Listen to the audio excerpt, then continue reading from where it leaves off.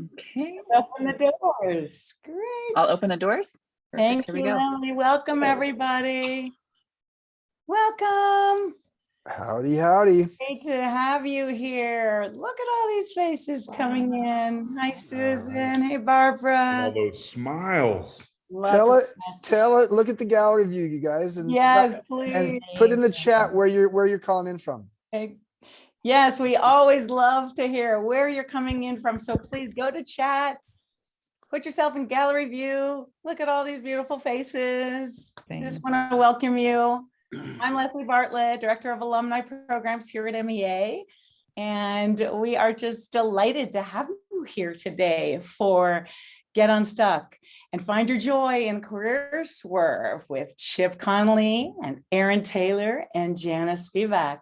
People are still coming in the doors. So yes, people from Buenos Aires, from London, England, from yeah. Munich. Yes, beautiful. Wow, all over. And let's for those who were here on in San Francisco this weekend, let's give a huge thanks to Leslie. Oh, thank you for coming. Who raise our your alumni hand. are here? Raise your hand. Raise your hand if you were at the alumni reunion this weekend. Yeah, it was a handful of you, but oh my gosh, modern elders know how to party. Yes. Oh my gosh. I regret that, raising her name. Oh, this is great. Well, welcome everybody. Yes, without further ado, I'm going to bring you, Chip, to the stage and let you introduce our special guest today. So here, let me spotlight you for everyone. Beautiful. Thank you. Chip. Thank you, guys. So good to be here. I'm excited to bring to stage Aaron Taylor and Janis Nakano Spivack. So both of them are veteran guest faculty members on the faculty of MEA. They have taught down in Baja before. They will both be teaching again this June. And they both have phenomenal personal stories. So we're going to dive into a little deep dive for both of them. Especially, we're going to start by talking about their weekend and what their weekend was like. But I just feel very proud to be here with them. They both have exceptional positive energy, as I think you'll see. And more than anything, I just really feel like they are embodiments of the idea of what does it mean to be as curious as you are wise, which is our definition of what it means to be a modern elder. So let's start with Aaron. First of all, Aaron and Janice, both welcome. Thank you. Thanks, Chip. It's a pleasure to be here, and I always enjoy these opportunities and seeing all these beautiful smiling faces of the fellow MEAers. It's awesome. Yes, you were not at the reunion because you were somewhere else, and it was sort of a real honor for you. Tell us about your weekend. Well, it's probably pretty fitting the weekend that I had coming into talking about finding the joy in a career Swerve, because I was back in South Bend, which is the town of where my alma mater Notre Dame is, and I was honored during the spring football game that they had for my induction in the College Football Hall of Fame. So what made that so special wasn't what I did 30 years ago on the football field. It was what I had to do to get to the position to be on that field that day with my son, with my father, who I was estranged with for 30 years and lived in Indianapolis, about 2 hours south of where I spent my entire college career, and had never seen him. So it was kind of this integration of this full circle moment of celebrating the part of me that used to be athletic and could bend his knees without hurting, but also bringing that forward with me in this new and incredible way of integration. And it, as you can imagine, it was pretty remarkable. Well, first of all, congratulations. Thank you. You also played pro football. You have a Super Bowl ring. Do you have one or two? You just have one. Just right? one. No? That's okay. I guess, that's good enough. So tell us a little bit about your history. I mean, like, your family and what football meant to you, because your process of getting to the place where you had to basically divorce yourself from your career, I'm sure was difficult.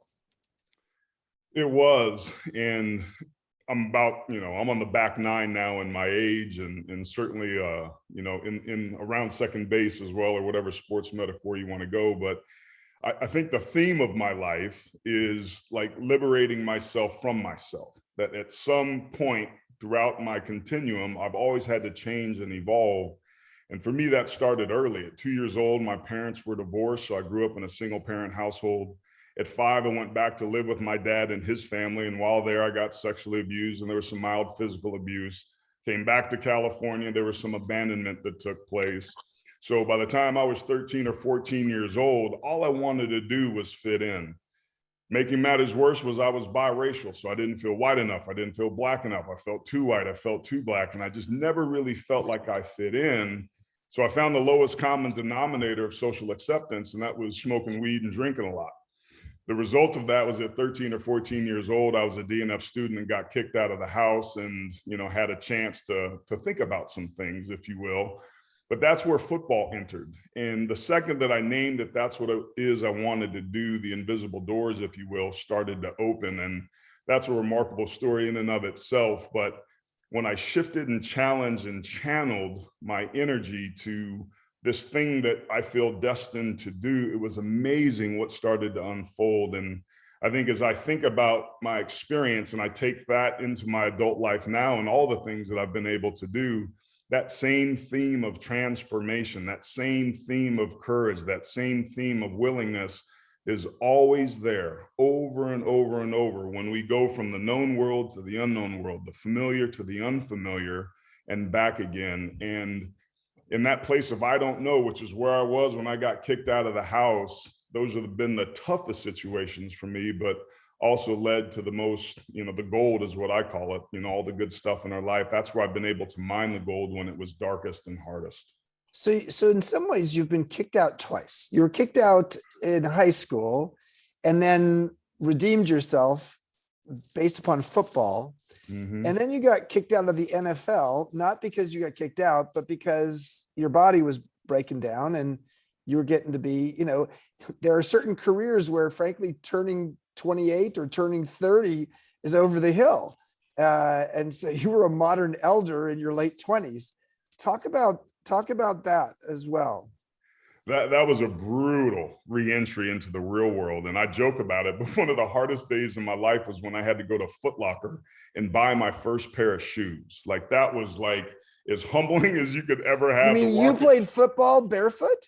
No, we didn't play barefoot, but I had a Nike rep that I would call and magically 10 pair of shoes would show up. So when I had to go to Foot Locker and swipe my— By the way, what size shoes do you have, Aaron? 14, so they're not easy to find, Chip. All right. There's a very limited selection. Uh-huh. But at 28, Super Bowl ring, big fancy house, fancy car. I was, the apple in the eye of all my neighbors. Anybody would have traded places with me on the outside, but on the inside, there was a much different story going on. There was a Sports Illustrated study back in 2006 that found that 78% of professional athletes in the NFL within 2 years of retirement were either bankrupt, chemically dependent, or divorced, or a multiple of those. So I thought I was unique and different and special, but it was the chemical dependence and drugs and alcohol that runs in my family and that I used as a negative coping strategy. As it turns out, PSA here, wild turkey is not good for your emotions. But that point for me was completely destabilizing. I had no idea. I was grasping at straws. I was trying to recreate the intensity and the notoriety and the feelings of importance. And I just couldn't do that. And it took me almost a decade of trial and error and figuring out all these different things about what it was that I was missing. And that was the first key step for me, is to acknowledge and own and fully understand and appreciate why football was so special to me. The first thing was my identity. That's the obvious one that I think we all go through, this identity crisis. And it was about losing that part of me, about how I was known to the world. But there was this other piece that was how I was known to myself. The income obviously was pretty significant, how I receive value for the value that I bring. Those were the obvious, but below that were much more important things. There was significance and how I know I make a difference. There was purpose, what I felt like I was put on this planet to do. And then finally, community, how being part of something greater than myself, if you will. So I lost all of those things in this one occupation. and made the critical mistake of thinking that if I felt really good doing this one thing, that one thing goes away. I need to bring back in this next one thing, not fully appreciating just how challenging that is to do. And I talk about kind of the sweet spot of what we're good at, what we like to do, and what we get paid for. Football was right in the middle of that intersection for me. And what took me some time to do is what I do now. Identity and income is what I get being a college football analyst for CBS Sports and talking about the game that I played my entire life. But my purpose, my significance, my community is doing this work. So in a large respect, I've Frankenstein back together these 5 pillars of fulfillment. And I got to be honest, this life I'm living now is quite a bit more rewarding than the one I lived when I was 28. Beautiful. Beautiful. Well, let's do this. We have lots more to talk about. We're going to unpack that and maybe come up with some tips. But let's go to Janice. Let's hear a little bit of Janice's story. First of all, Janice, it was so good to see you at the reunion. Thank you for getting on stage and talking to us about, some of your suggestions about how to crush the blocks in our life and get unstuck. But how was your weekend? And tell us a little bit about your personal story that led you to who you are today. Can I first say, Aaron, you are so poetic. I just want to listen to you. So thank you. just flowing, and your description of your story is beautiful. So thank you. Chip, this weekend, oh my God, it was so hot in the middle of the Tenderloin. It was beautiful, so fun. And I feel so honored to have been at the beginning when you were first doing your first, idea about what was a modern elder experience to this gathering where you've been drawing people and then just standing on that stage and seeing that manifested and so much joy. So that was extraordinary. So my background, I was brought up in the military, and as an Asian in the US Air Force, we got picked up and put into lots of very interesting places. My father happened to be a specialist. He was a JAG, nothing like the show, but we got picked up and we got moved all around the world. So from Thailand to Japan to Arizona to Montgomery, Alabama, to England. And so I was picked up and moved a lot. And in that childhood, I was often the first Asian that some of those places had ever seen, not in Thailand, clearly, but definitely in my classroom in Montgomery, Alabama, in Arizona. So a lot of my childhood is really spent learning how to adjust and be accepted and participate. And I had to do that in a really short amount of time because I knew I was only going to be there. We had that time clock. Every 2.5 years, every 3 years, you were picked up, and we didn't actually know where we were going to go. So, part of that mentality that I learned from my mother, especially, was being curious.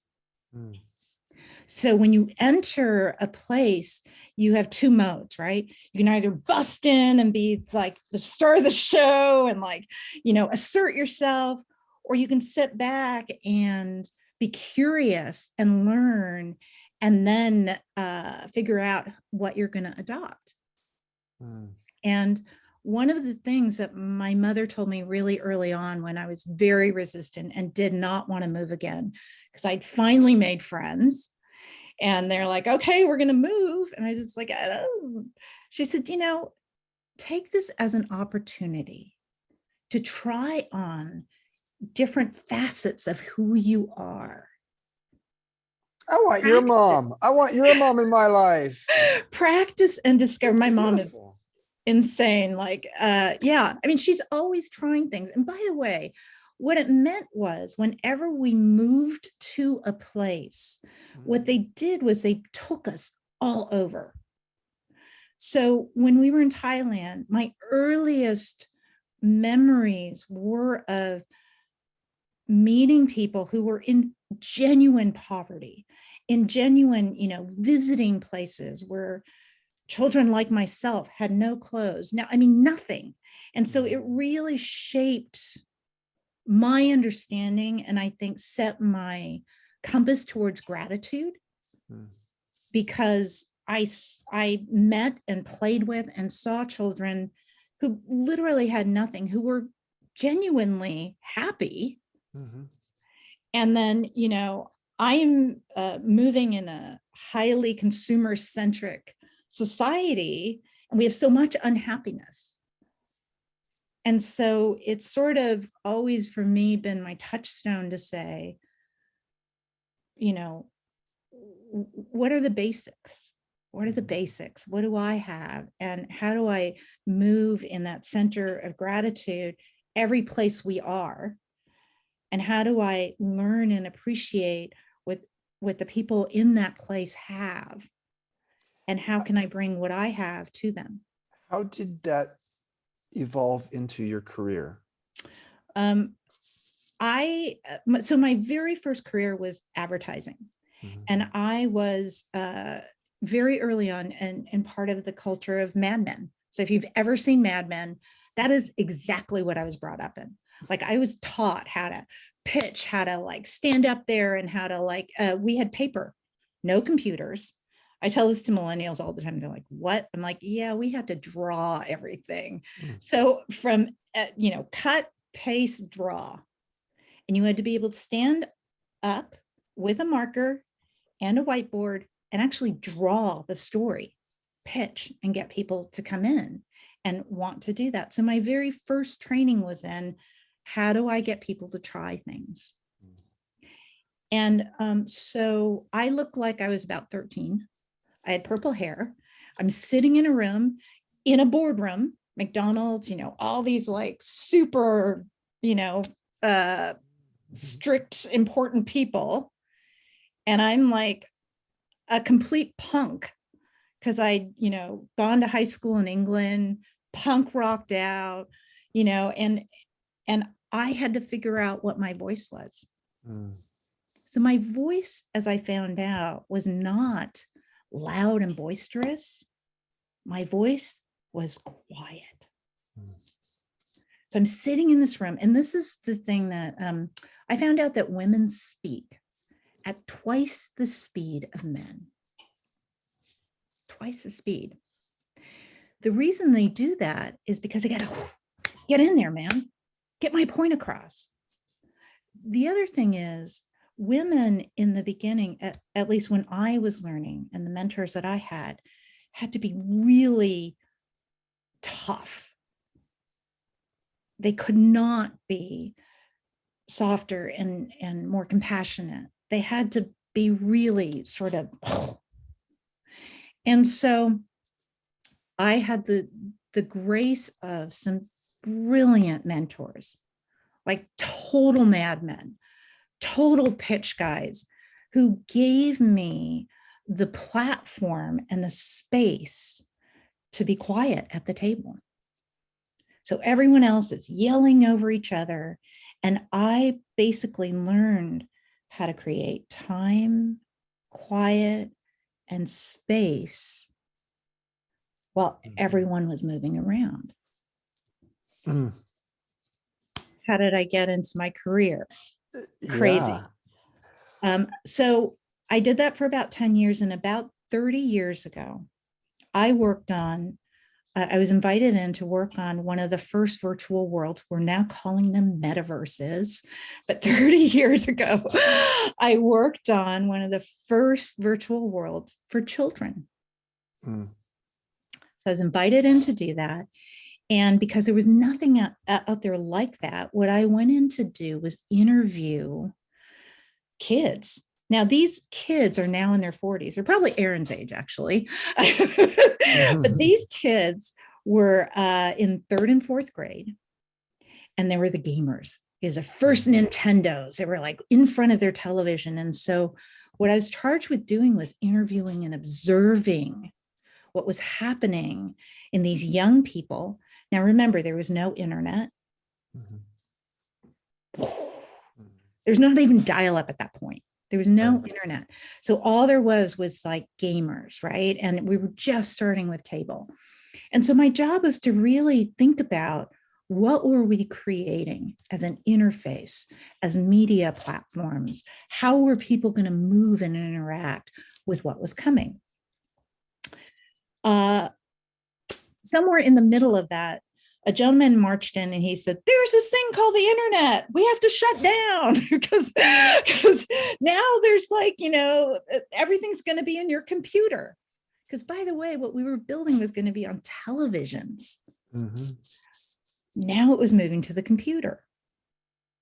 So I happened to get in on this ride where I was now expanding from how do we get people to try things to how do we actually get people to try things and actually be able to do them? So we had to really study and understand the interfaces, all the early interfaces. How do we help people click? One of the hardest things I had to design was a learning tool for children who were pre-language. So they couldn't read. So one of the things I'm hearing, Janice, is it sounds, and I want to sort of bring Erin back into the conversation here, is that you learned at a young age how to observe, how to fit in, how to be a first-class noticer. And you actually brought that into your career. I mean, part of your career was to observe. Part of it was to actually be the quiet one who had the most important voice in the room, but knew how to actually articulate what needs to be said, because you represented people different than the rest of the people in the room as well. So I want to actually ask both of you. So talk about what are some of the prescriptions that you have in your mind that are helpful for people to get over their blocks, to get over the blocks in their lives. And I'm going to start with you, Janice, and then we'll go to Erin.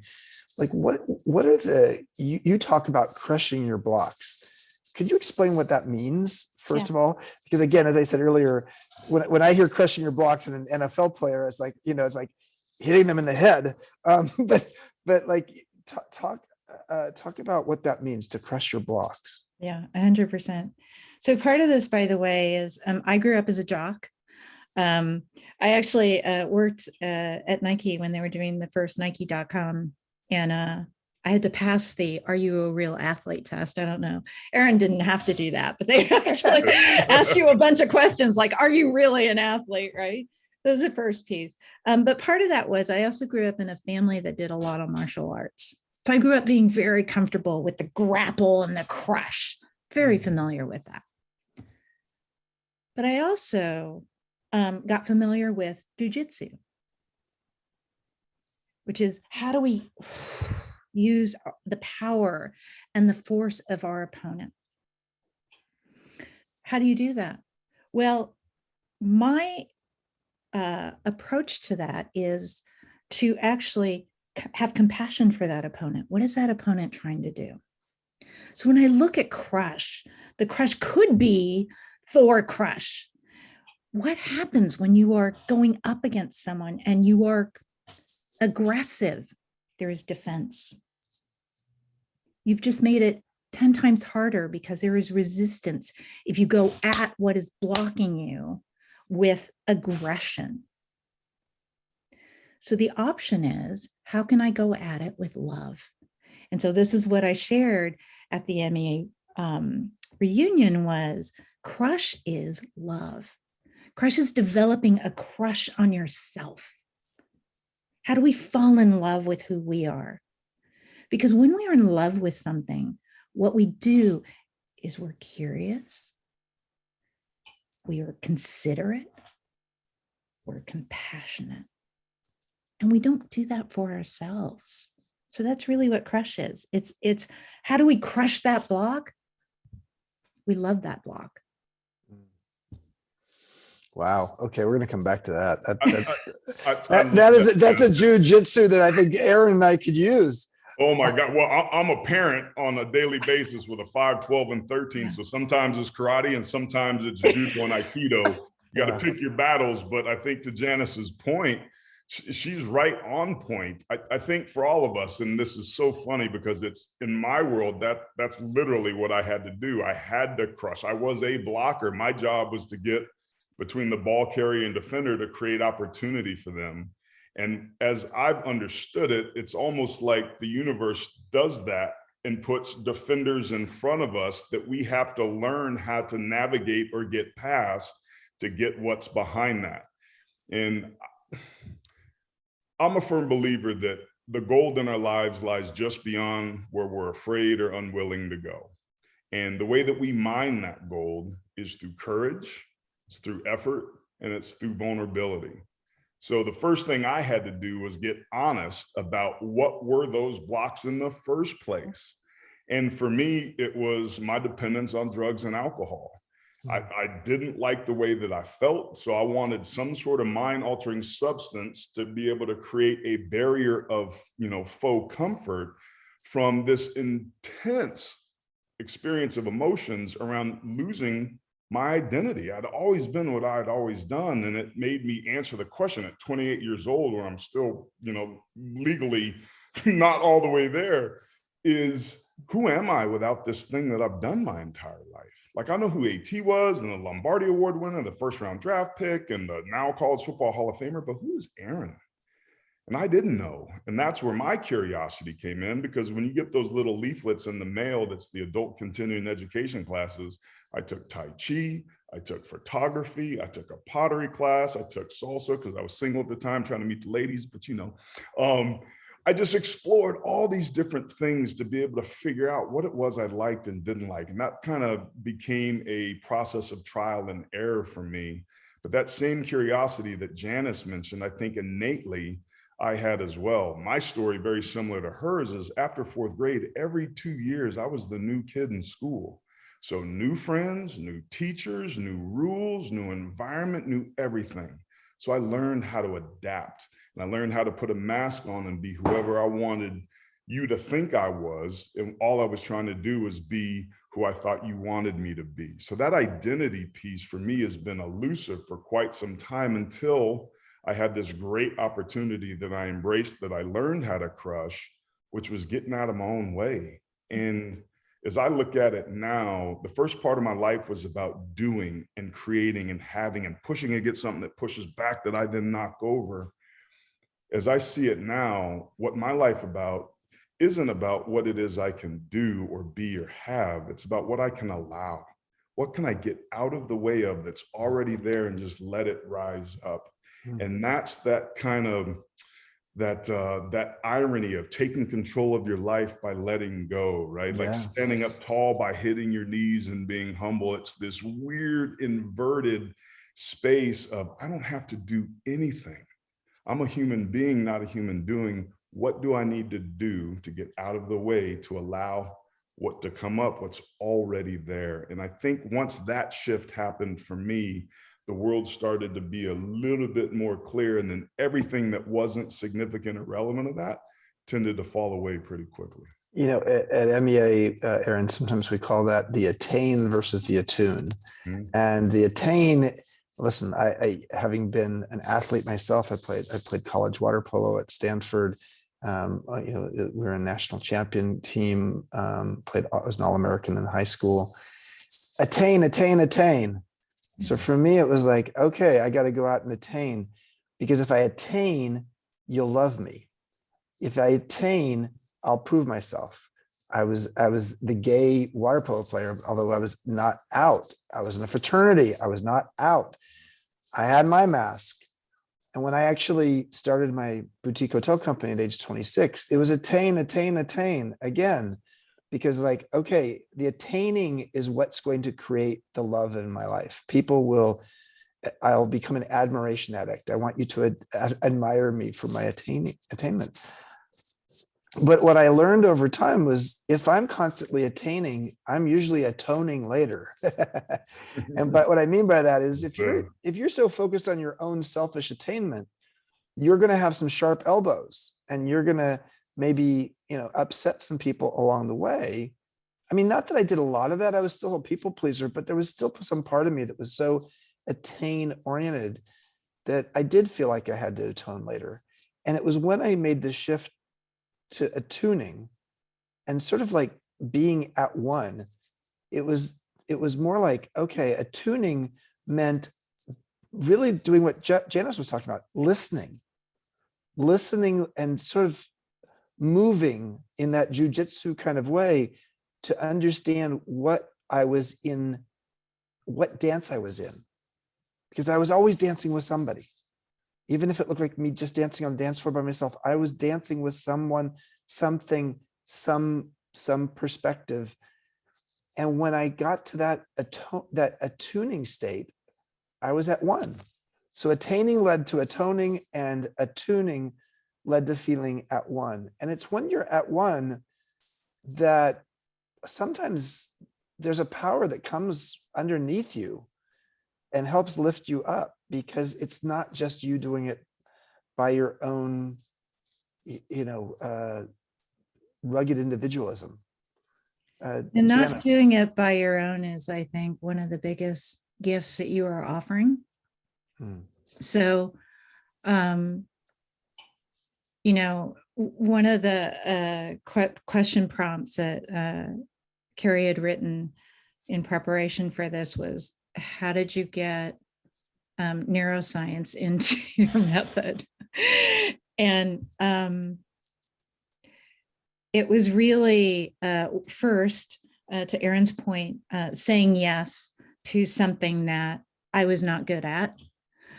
So about 7 years ago, I took a pause from my tech career, and I wanted to build an app. And the app wasn't working. Because I've done this method over and over again, and it just wasn't sticking. And to make money while I was doing this, I was doing consulting.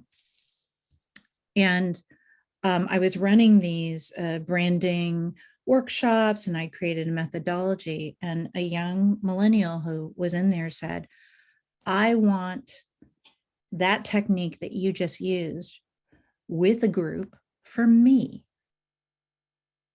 And immediately my block was, I don't do that. That's for coaches. That's for experts. I don't know how to do that. That's not what I do. So I denied 3 times, right? So I was like, no, I don't do that. No, I don't do that. And then finally I was like, oh, okay, I'll try and figure this out. So I created something, and all of a sudden we're talking about energy. I'm trying to promote this app. Like, this is what I want to do. And all the energy is coming towards this workshop. So it was recognizing, okay, pause, notice what's happening. You're trying to get this thing in, and yet here's an open door over here. This is your pivot, right? Like, I'm trying to do this. I'm trying to build this. This is what I really want. This is my purpose. And all of a sudden there's this open door that says, no, actually say yes to this, notice this, and try. And so for me, and I'm still doing this, this was 7 years ago. I'm still doing this. My whole work that I'm doing 3 different streams and everything. And all I'm doing is trying not to define the path, but rather pay attention and be open to the opportunities. And the biggest challenge, I'm saying this to everyone here, the biggest challenge as we get older is letting go of who we think we are. So we're talking about mastery and, acquisition and all of these things. And over, we build harder and harder lines about what we are and what we do.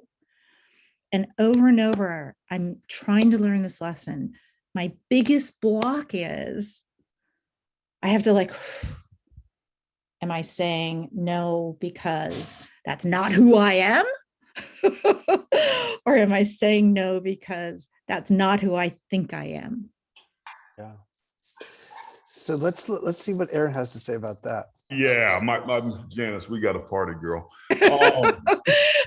Whew. So the neuroscience piece is a big piece that over the last 6 months to a year, I've dove in, is that a word? I've dived headfirst into, and it's so intriguing to me. But you talked about these hard lines about what our identity is, and I think for me, for the part of my truth is like, I have these deep-seated insecurities that somehow I don't matter, I'm not lovable, and I'm not enough. And I shared a little bit about what my causes and conditions of my family of origin involved.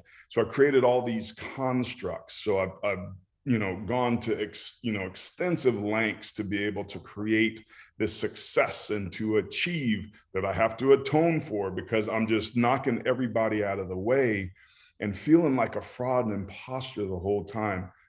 Part of the doing, being, having of the first parts of our lives that has shifted to the becoming and the allowing is the realization that my whole life I thought that I wasn't enough. But the reality is, all along, I've been too much. I've been too much of who I'm not. I'm too much insecurity. I'm too much doubt. I'm too much arrogance. I'm too much righteousness. I'm too much me. And as I evolve and let that stuff fall away, then lo and behold, I reset this crazy machine up here back to its factory settings, which was what I got when I came into this deal. And as I've started to understand the neuroscience piece, that how I've been, what I think, what I do, that's not my fault. It's just my default. But we can change that.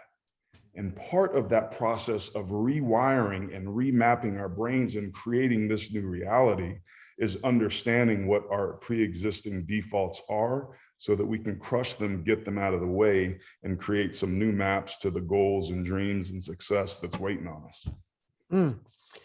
Listen, what's so funny listening to the two of you is the two of you are not working. You don't teach together. You guys have two different workshops in June.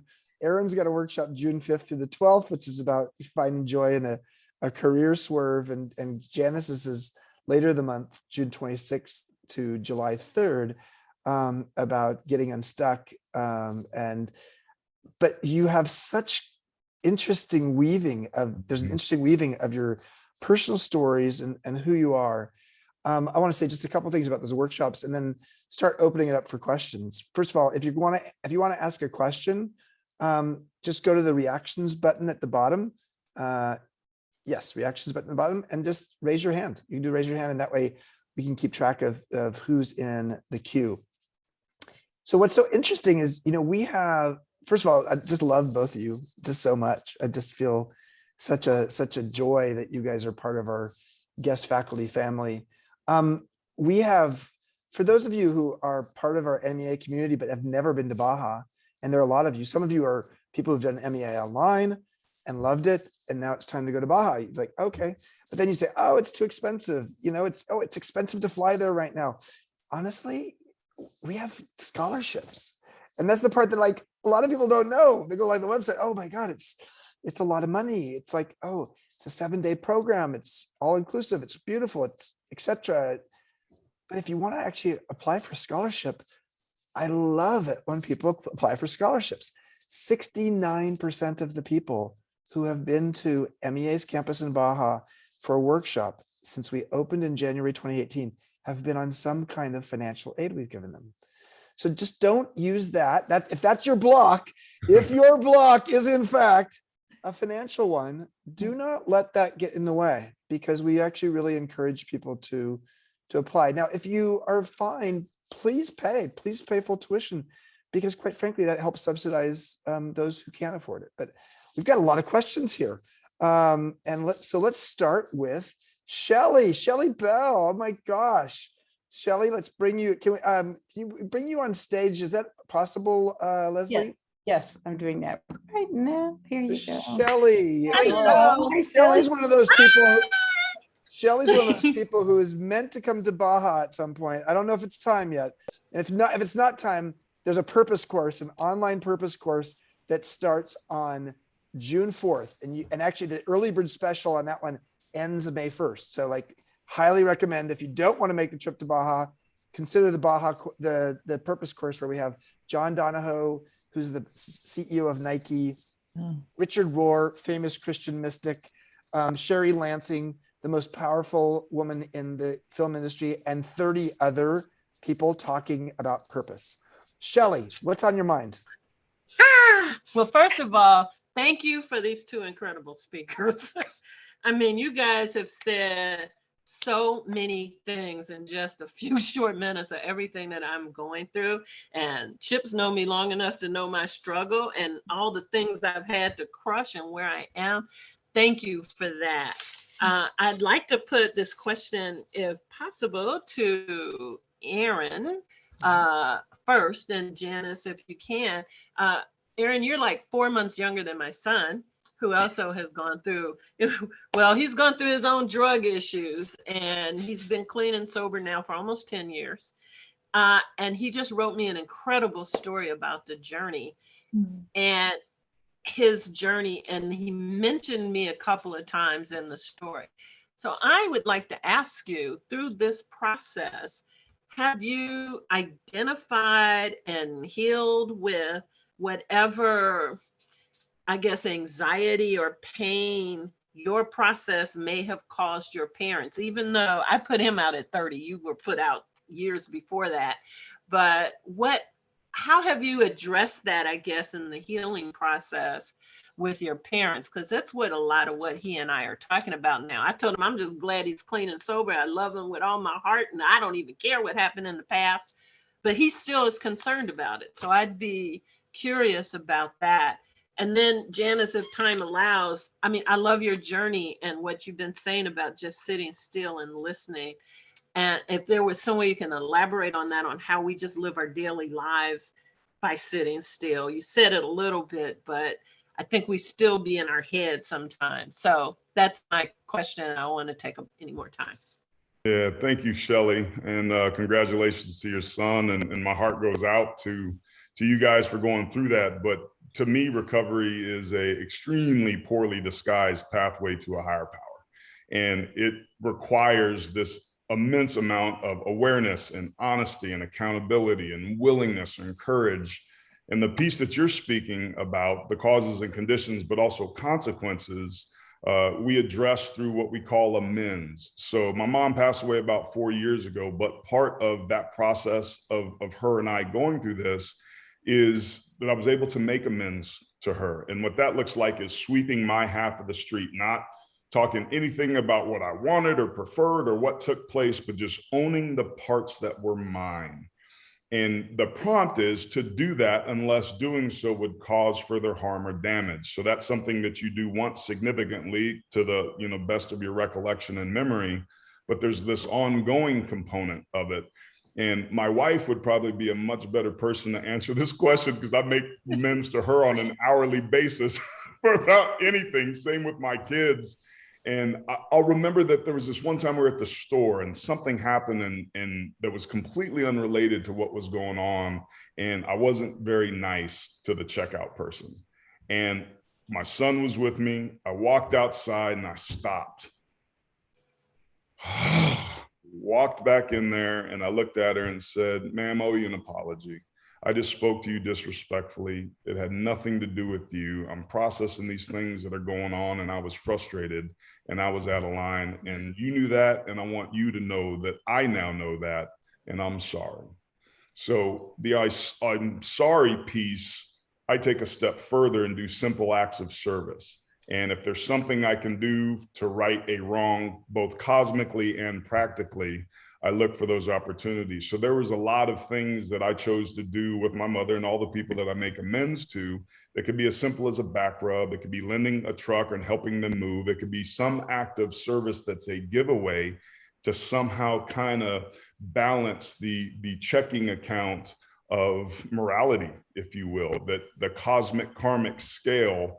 If, you know, I take a penny, I try to leave a penny, if you will, directly with the people, unless doing so would cause further harm. But that process is really about communicating what our truth is and owning the parts of us that we like to hide, repress, and deny. When we keep those down, those are the little things that become big things that derail all the good and love that's waiting on those healthy relationships. Beautiful. Yes. Beautiful.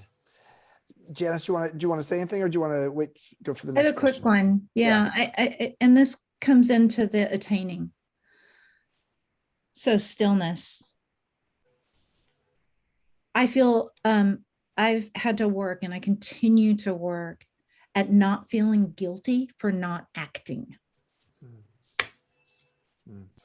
You know, you're always supposed to be doing something. You're always supposed to be busy. If you're not contributing and you know, doing housework or whatever it is, you know, then that's bad. Idle hands, right? And so part of it is, how do we say being still is critical? By being still, that is action. Shelley, we love you. We love you. We love you. Thank you. This Thank is you. so beautiful. Thank you. Thank you. Thank you. Let's go to Marcy. Marcy, come join us on stage.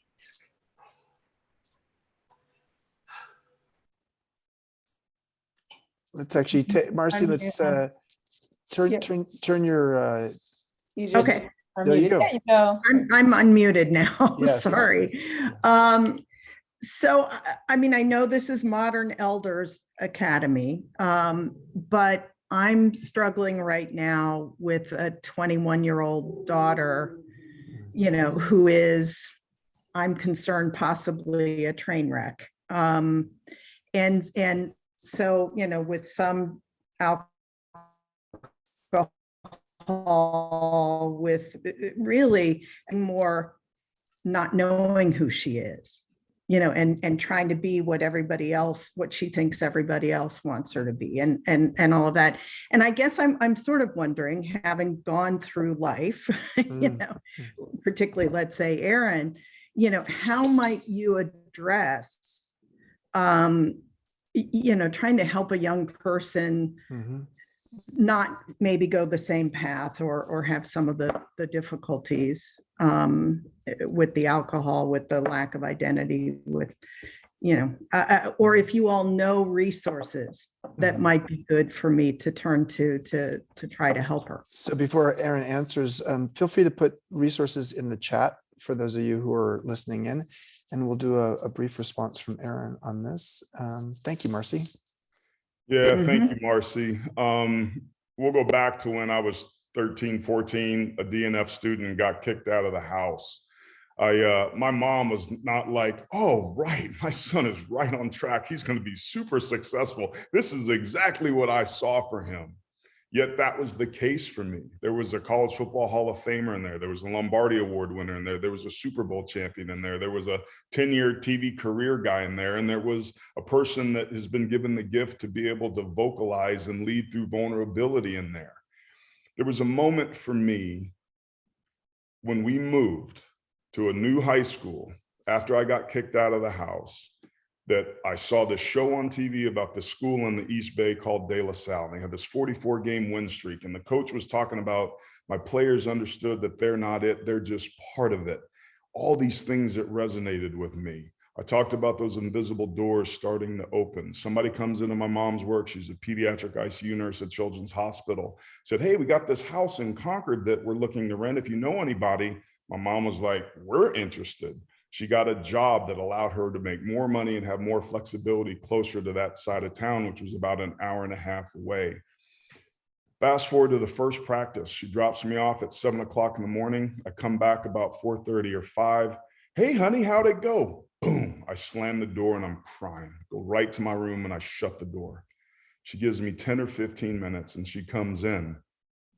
She says, hey, honey, how'd it go? I said, oh, Mom, it was terrible. It was like they yelled at me and I didn't know what I was doing. And I went left and the play was supposed to go right. And I know we moved and I know you switched jobs. And I'm so sorry I didn't make it one day. I cannot go do that again. I'm so sorry.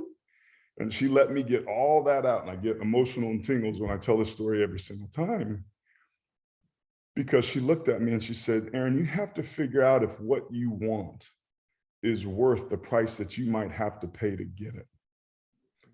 So I'll wake up tomorrow and I'll make you breakfast. And if you get up, I know what your answer is. And if you don't get up and you sleep in, I'll also know what your answer is, but I'll never speak of it again, but the decision is yours. And boom, she shut the door. Now I share that story because Janice's mom got some love and I want my mama to get some love because she was pretty wise in that moment. But I wish you guys could have seen me sitting on the edge of that bed. I was so scared. I had no idea what I was going to do and how I was going to get up. But I did.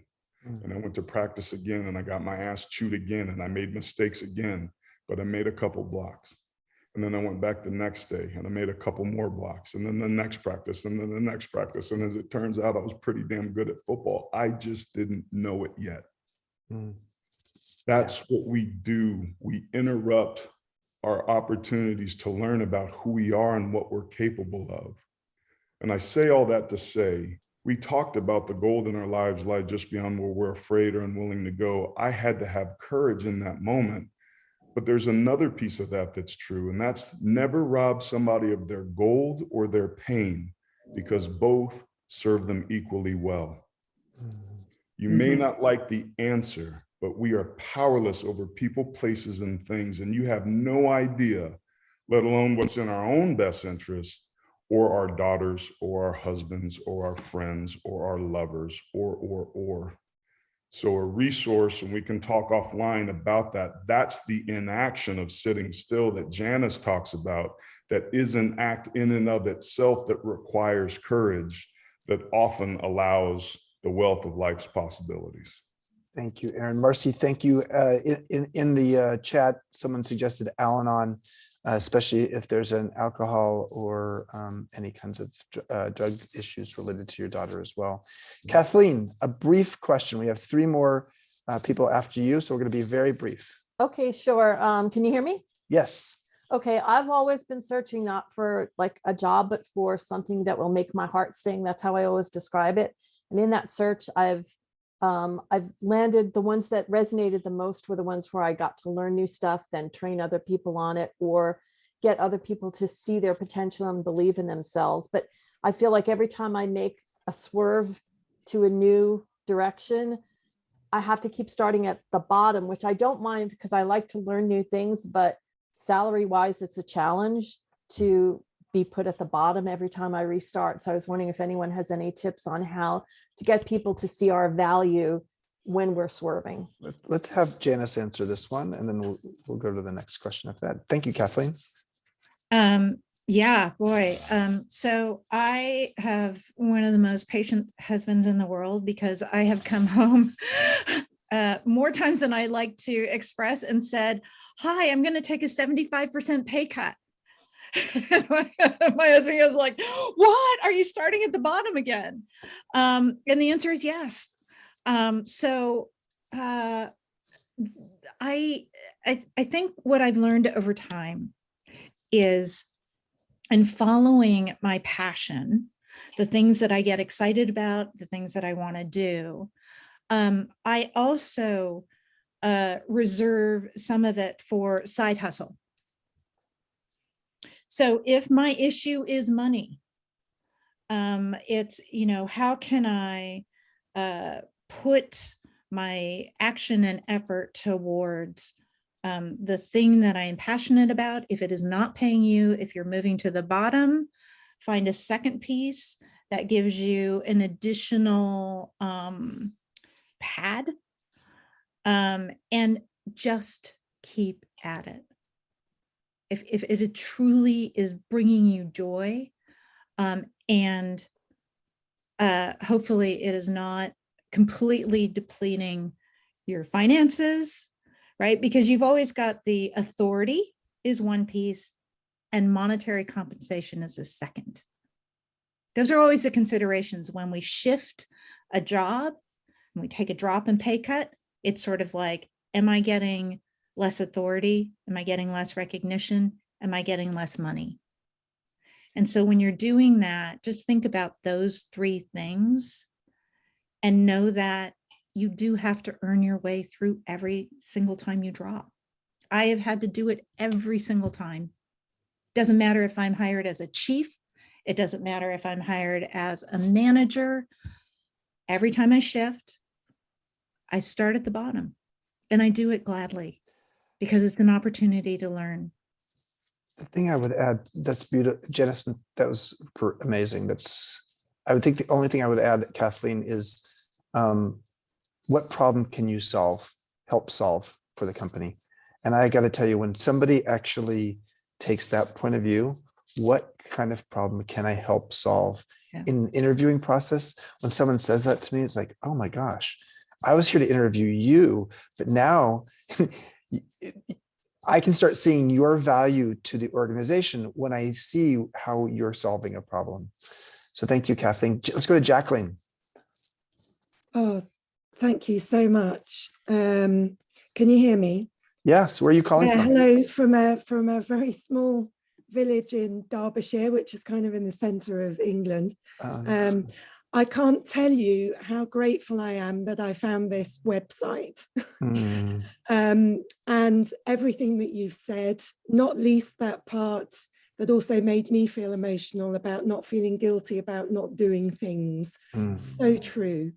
I decided of my own bat to finish my career of 33 years because I knew that it wasn't the whole me, and that I would blessed to have the opportunity to be able to finish it. But now I'm absolutely in that world of being in the soup. I've found that really helpful, your document online. I'm trying to help myself feel less annoyed and frustrated with myself. My husband's watching me go through this and experiencing it in the process. But just one very quick request. Aaron, you mentioned 5 pillars and kind of questions you asked yourself as prompts to help work out what that might be. If there's some way that you could just put those in the chat or something, I didn't manage to scribble them all down. That would be really. I'll do that. They're income, identity, purpose, significance, and community. Right. And Say it again. identity, how I'm known to the world, how I'm known to myself. Income, how I receive value for the value that I bring. Purpose, what I'm put on this planet to do. Significance, how I make a difference. Community, being part of something greater than ourselves. I think a tell when we're on the right track of what we're going to do in our second act is energy. Things that are right. Divine ideas are harmonious and they are energizing. They're not depleting. So think about the things that you do when you feel most full, most alive. Then the challenge becomes, how do you monetize that? So often as we talk about crushing blocks or making those blocks, a good check-in question that I've used throughout my life for a lot of things is, what would you do if you weren't afraid? There's typically an answer that comes up right away, and that's going to be the stretch, is to do that thing, because your barometer, that needle, will direct you there, and the tell is the energy that you feel while you're performing that act or providing that service. So much there. I would also say, Jacqueline, that the purpose course that we start June 4th is all about the ikigai. Ikigai is not Aaron. He's not an ikigai. He's a good guy. The likey guy. Ikigai right at the center is the idea. And the purpose course is an 8-week course that really goes into that in so much depth. But also come to Mexico. Well, I would so love to. And when you start off your branch in Europe, you know. Yes, I know. Thank you for being here. we have only a minute, and I feel terrible because there's two people who still have their hands up. So, and what I'm going to do is I'm just going to be able to take one of you, and you're going to have 30 seconds to just say 30 seconds, and then probably just if it's a question, feel free to make it 30 seconds of a question. Nazia. All right, I'll be really fast. Thank you so much. Your presence is so powerful, all of you. My question is, in like a day-to-day, like today, tomorrow, when stuckness comes into your life, what's the first thing that each of you do? So I'll just speak first, and we'll just one sentence each, and then I'll do the wrap. For me, it's changing physically where I am. And I mean, if it's a long-term stuckness, I have to move to a new place. My identity needs to go away. And I did that. I moved to Mexico, and that had a huge impact. But if it's stuckness while I'm writing or I'm doing something, I need to go out for a walk and be in nature. I shift my focus and attention to what it is I want to create.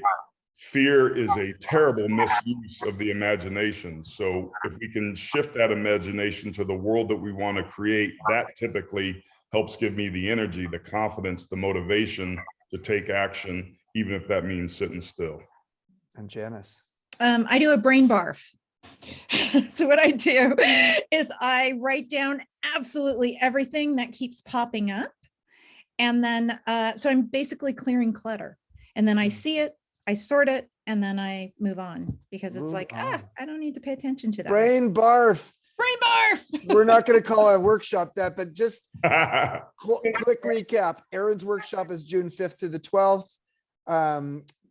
Janice's workshop is June 26th to the 3rd to July 3rd, both in Baja, both on the MEA website, both available for scholarships. We also have a Mark Nepo workshop. The poet has 2 spaces left in it. This is Oprah Winfrey's favorite living poet on the planet. It has 2 spaces left, May 23rd to the 28th. The purpose course that I mentioned earlier, that is a virtual course, and it starts June 4th. The early bird special price ends on May 1st. Erin and Janice, thank you. What a gift you've given to our community. Thank you so much for being here. Thanks to everybody who actually joined us. We've gone a couple minutes over. Apologize for that. But you know, go crush your blocks. Go swerve and dance. That's for me. You know, back to this last weekend, it was all about dancing. Thanks, everybody. Thank you, everybody. Bye-bye. Thank you. Bye. It was wonderful. Bye-bye.